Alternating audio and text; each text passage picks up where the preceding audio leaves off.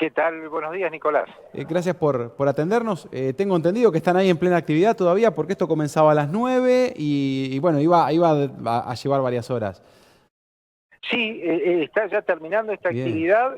Nos invitaron, y también nuestro aquí colega Dardo Gómez, somos docentes de la Universidad Nacional de Comahue y el museo funciona en la Facultad de Derecho y Ciencias Sociales de Roca. ujú, Uno de esos de los temas que tenemos dentro del Museo de la Comunicación Regional, que es un museo temático y que sí, tiene diferentes soportes, es el tema Malvinas, es claro. la colección Malvinas. Y desde ese lugar nos invitaron a exponer aquí. Bien, y puntualmente, ¿en qué se basó esta exposición? Más allá del material, lo que nos mencionabas recién. Bueno, hay mucho material audiovisual que desde el museo en el que estamos gestionando no está dentro de lo que habitualmente uno lee o Ajá, ve. Por ejemplo, una gran colección de cintas abiertas que tienen distintos formatos de radio, distintos formatos sonoros.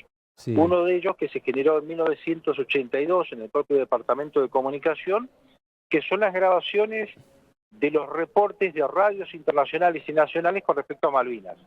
Es decir, BBC de Londres, la Deutsche Welle de Alemania, Radio ajá, Agricultura de Chile, Radio Rivadavia de Argentina, Radio Continental, allí en cintas abiertas se grabó todos los informativos y los reportes que se hacían en esos 3 meses que duró la guerra de Malvinas. Eh, sí. Parte de ese material hicimos un extracto y lo presentamos aquí porque los estamos digitalizando, porque están, bueno, no sé si están todos en conocimiento de lo que son cintas abiertas, pero es una forma de registro con dos carretes que se usó mucho en los años 60, 70 y 80, que ya están en desuso y que, bueno, en ese entonces, en lo que fue el periodo de Guerra de Malvinas, se utilizaba mucho para grabaciones. Claro, Eh, claro, claro. Ese es parte del material que estamos presentando, después una serie de una colección de diarios, en este caso del diario Ajá, Río Negro, sí, de un particular que durante los 3 meses que duró el conflicto compró los diarios y los resguardó y nosotros los estamos digitalizando. Y entonces es muy extraño, ¿no? Cuando uno lee esos titulares de ese entonces y cómo se escribía y lo que se sí. Y decía lo que y se lo que, decía, bueno, después nos enteramos que realmente pasaba, claro. es muy interesante en la comparación cuando uno hace y expone este tema con ese soporte. Era muy distante o mejor dicho, la brecha era muy grande de lo que se redactaba, lo que se escribía, a lo que terminó siendo finalmente. Eh, en algunos casos sí, Ujú, pero todo depende, a ver, porque estamos hablando de diferentes medios, ¿no? De sí, un medio regional, como es el Diario Ronero, después de un medio estatal como la BBC de Londres o Radio Agricultura de Chile o en Rivadavia. Eran diferentes miradas con respecto a un mismo objeto, que era la guerra, y sí, había mucho, por ejemplo, en los medios argentinos había mucha exaltación del clásico vamos ganando la guerra. claro, Y claro. cuando uno escucha los reportes de, por ejemplo, Radio Agricultura de Chile o la BBC de Londres, en el caso de la BBC de Londres, a pesar que es un organismo estatal que es autártico, tenían información no objetiva, porque en el Ajá, sentido que no existe la objetividad, sino sí, cada sí, de sí, su mirada, tal cual. pero no de un posicionamiento de exaltación de la guerra como se hacía en medios como Radio Rivadavia Sí, aquí en Argentina. claro. Entonces, cuando uno escucha, por ejemplo, el comienzo de la guerra, el reporte de la BBC de Londres era muy cauto en lo que decía y con un tono muy tranquilo, y cuando escucha Radio Rivadavia, que escuchamos a un relator de fútbol, Ujú, el Gordo Muñoz, que se decía sí,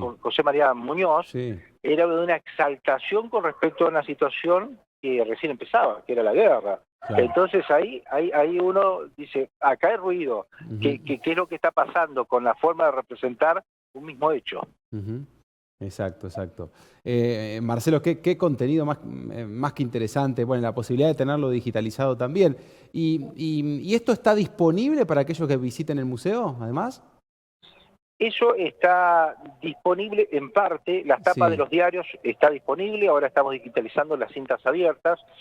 Si ustedes entran en el sitio de la Facultad de Derecho y Ciencias Sociales de Roca, fadicuncoma.edu.ar, allí está el logo del museo y entrando al logo del museo entran al logo, al sitio de la página.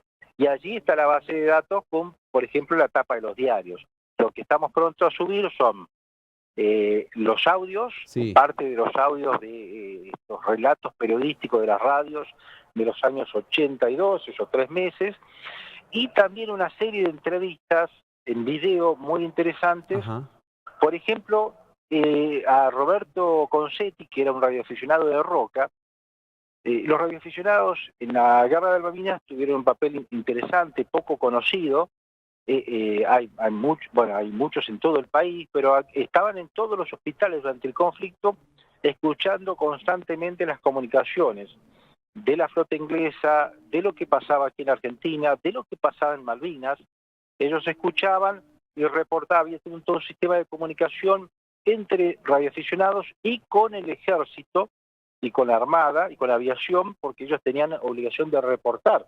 Ujú, claro. Por ejemplo, escuchaban, hubo un caso muy famoso en Roca, que tenía la sede en una parte del Hospital López Lima, se hacían turnos de 24 horas. Y antes del 2 de abril hubo un Sí. incidente, el 1 de abril, en las islas Georgias del Sur, donde un grupo de argentinos había ido a desarmar una fábrica que allí había de tratamiento, una pesquera. Como uno de los marinos argentinos, no eran militares, eran Ujú. marinos argentinos, se le ocurrió izar una bandera, los de la Royal Navy de Inglaterra vinieron y los detuvieron. Inmediatamente salió estaban allí dando vueltas, pero llegó un buque argentino, el Lara Guerrico, y entró allí en una confrontación a los tiros. Finalmente, como eran más los argentinos y era un buque mayor, se tomaron las Georgias. Al otro día fue lo de Malvinas, pero en el enfrentamiento lo que se escuchó aquí en Roca y en gran Sí. parte de la Patagonia fue el reporte del Lara Guerrico, que estaba haciendo si estaba sufriendo el embate de los tiros de los Royal Navy. Entonces comunicaba y pedía asistencia y ayuda porque estaban siendo atacados. Mm, Todo eso sí. era grabado en cassette, Wow. esa estructura para aquellos, digo, que entienden que ciertas cosas con respecto al sonido. Todos esos cassettes están en resguardo en la casa de este radioaficionado ya fallecido, y la intención es también digitalizarlo para que se escuche en tiempo real lo que eran las comunicaciones Ah, en ese entonces. tremendo. Muy bueno. Marcelo, gracias por contarnos un poco de esta historia. Un placer.